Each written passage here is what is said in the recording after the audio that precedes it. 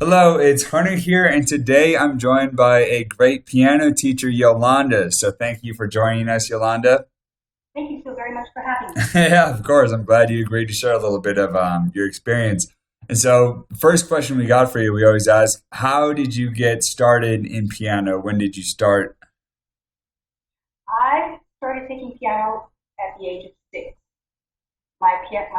My parents just thought that I should learn how to play piano. And so I went to a local music teacher, Mhm. and the local music teacher thought I had some talent, and she suggested I go to the conservatory in Cincinnati, the preparatory department, and I started there. And my first teacher's name was Yolanda.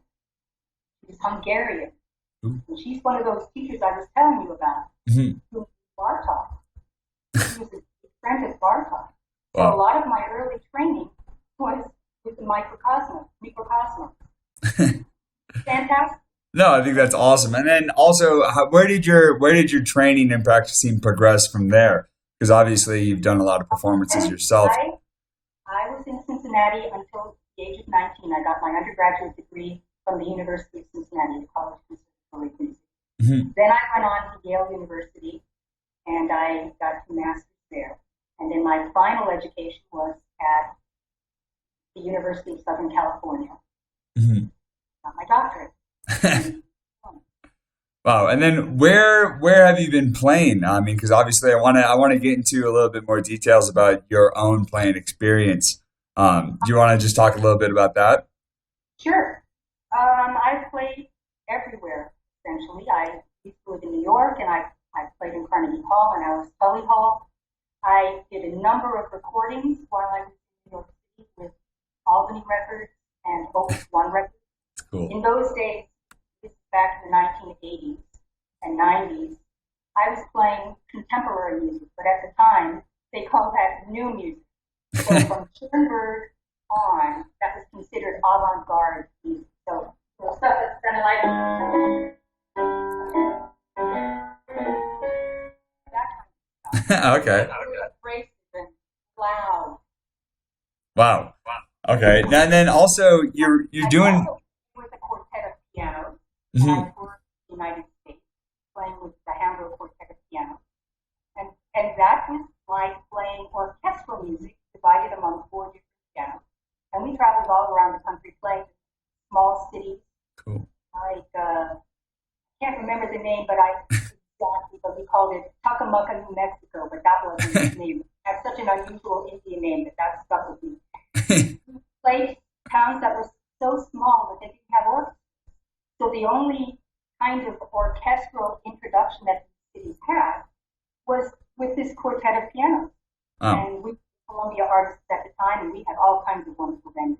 We also played in Europe, and so that was one episode in my life.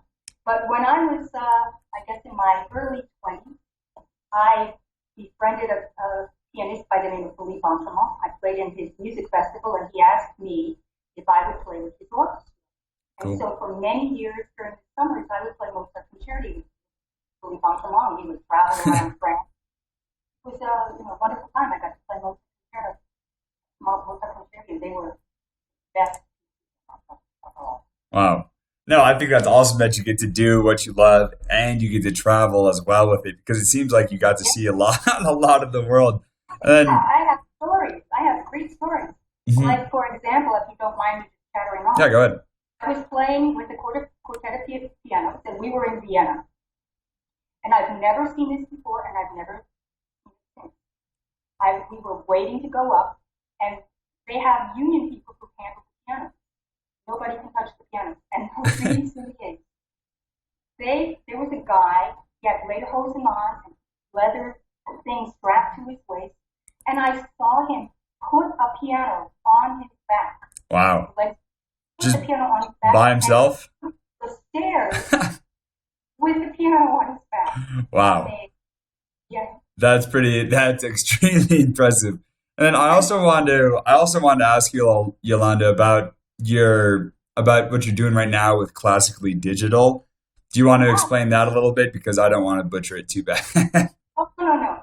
Classical digital is an idea that I had in my piano career, there was a time when I was also a digital artist. And when you put the two things together, music and art, and you explain the music in that way, it's a very profound experience. If you don't mind me digressing a bit, No, go ahead. I was telling my friend, I studied with a lady by the name of Nadia Boulanger. She was 90 when I met her, and I was in my 20s. She is was a very famous composer and conductor, and a mentor to composers like Aaron Copland, Roger Sessions, Leonard Bernstein. They would come to Paris in order to study with her. Mm-hmm. She also knew, because she was in the 90s, she knew Gertrude Stein, she knew Debussy, she knew Ravel personally. Wow. So I had a lesson with her, and she asked me to play one piece, and it was called Oiseau Tree, which means Sandbird.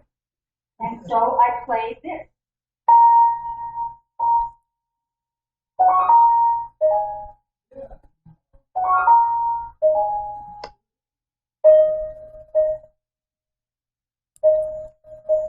And that's as far as I got, because she said, what does Oiseau Tree mean? And I said, Sandbird. And she said, and then she pointed to a picture. Now, mind you, she had a room that was like Gertrude Stein's place, wall to wall pictures. But they were Monet's and Picasso's and Renoir's. She pointed to a tree, a picture of a tree. She said, what is it? And I said, well, it's a tree. Said, no, there are birds in that tree. And Ravel was born in the south of France, National France, which is near Spain. Mm-hmm. And there's a whole bands of desert and dryness there. And the tree, just a lone tree, and she said, think of the birds calling. So I played again. These are different birds. An echo of another bird. There's another bird calling back.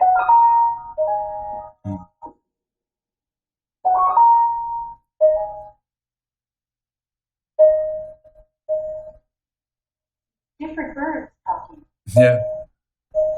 And that notion of music and art combined has stuck with me. It wasn't until the digital age, when compact disc graphics came out and you could put music and pictures together, and then CD-ROM, and now, of course, it's everywhere. Yeah. That notion that you can talk about music, you can play music, and have a visual of music changed me. Yeah. Because I'm one of those visual people anyway. So when I play something, I have a video that runs through, which makes the music just spring forth. It goes from the brain to the fingers without the thinking. Mm-hmm. You think about an image. It's a marvel. No, that's awesome. And then I'll also put a link to a little bit lengthier description of that as well. But Yolanda, I don't want to run too long on time here, but clearly you got a lot to offer your students. You got a ton of experience. I think it's awesome. I enjoyed listening to that. And so thank you for that. And then, yeah, absolutely. And then to our viewers out there, so you're residing in LA, correct? Yes. Okay, so if you guys are in the LA area and want to start taking some piano lessons from Yolanda, just go to her profile. I'll put a link to it and just click the book button. But thank you very much, Yolanda. Thank you so very much, Hunter. It's such a pleasure talking. Yeah, you too. Absolutely.